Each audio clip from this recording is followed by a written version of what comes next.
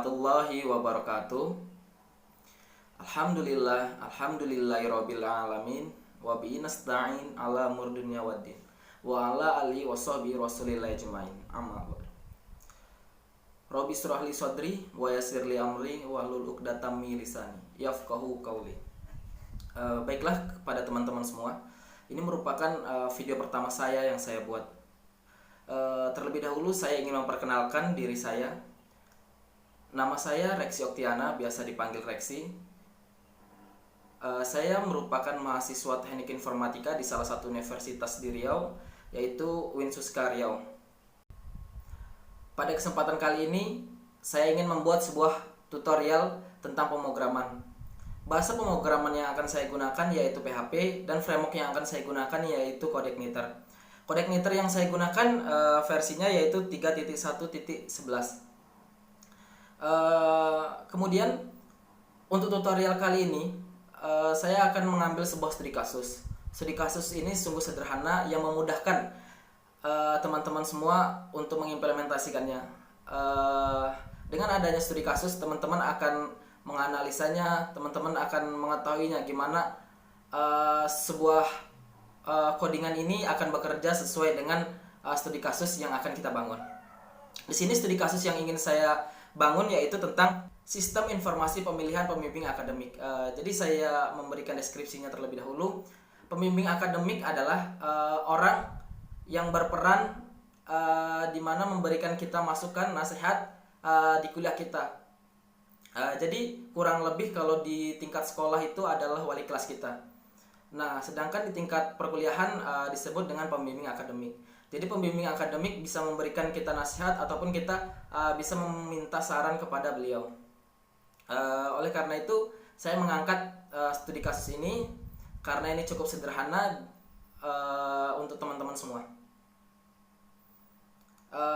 Kita langsung mulai saja. Untuk persiapan di sini teman-teman semua harus melakukan instalasi sebuah software yang dibutuhkan. Di sini dapat dilihat untuk teman-teman semua ada 5 software yang dibutuhkan. Tetapi dari 5 ini hanya 3 yang primer.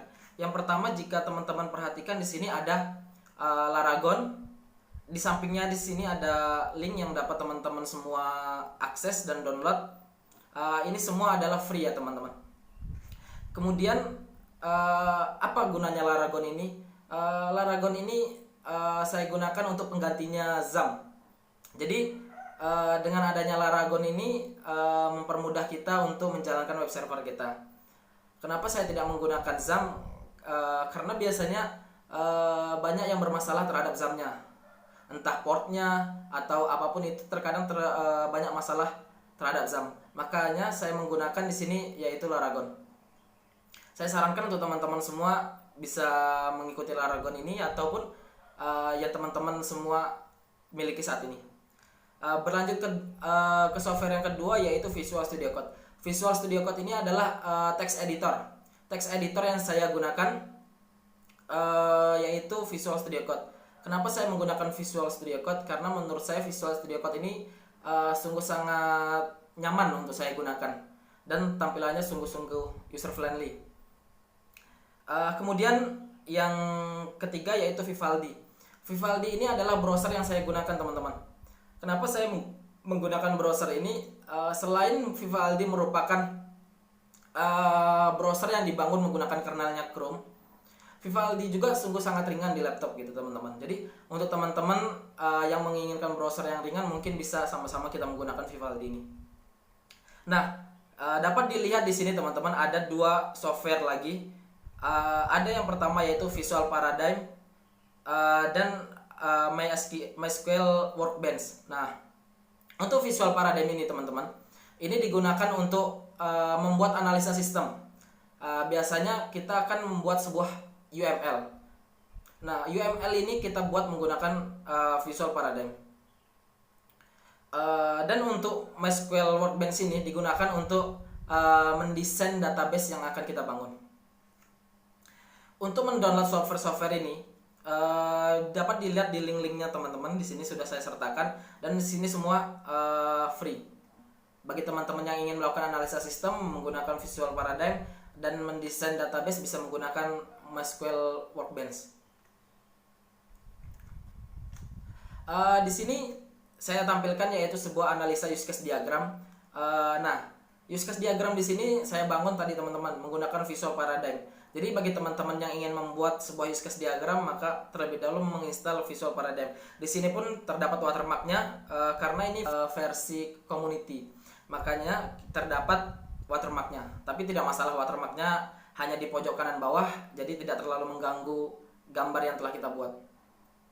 Nah, use case yang kita bangun ini yaitu sistem informasi pemilihan pembimbing akademik. Dapat dilihat bersama-sama teman-teman di sini.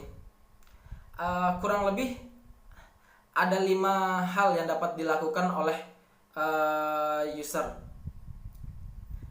Dan masing-masing user memiliki kemampuannya masing-masing gitu ya teman-teman, bahasa mudahnya. Jadi di sini ada 3 aktor. Aktor yang pertama admin. Admin ini adalah aktor yang paling tertinggi teman-teman, yaitu root-nya gitu ya teman-teman kurang lebih. Jadi admin ini bisa mengelola user, termasuk menambahkan user, mengedit, ataupun bahkan menghapus user. Nah, kemudian mengelola PA. Mengelola PA ini adalah tugasnya admin, di mana admin menentukan mahasiswa dan PA-nya gitu teman-teman ya. Jadi misalnya mahasiswa A, PA-nya Ibu B gitu ya teman-teman. Nah, jadi tugasnya admin ini yang menentukannya. Nah, kemudian ada dosen. Dosen ini tugasnya mengelola profil dan melihat data mahasiswa se-PA. Sama halnya dengan aktor mahasiswa ya teman-teman. Jadi nggak ada perbedaan antara dosen sama mahasiswa. Kurang lebih fungsional di sininya sama-sama dilakukan gitu ya teman-teman. Nah, di situ ada login. Login ini merupakan sebuah required gitu ya teman-teman. Jadi 3 aktor di sini harus melewati login terlebih dahulu untuk mengakses daripada sistemnya, untuk dapat mengelola user, mengelola PA ataupun mengelola profil, melihat data mahasiswa se-PA. Jadi harus melewati daripada login.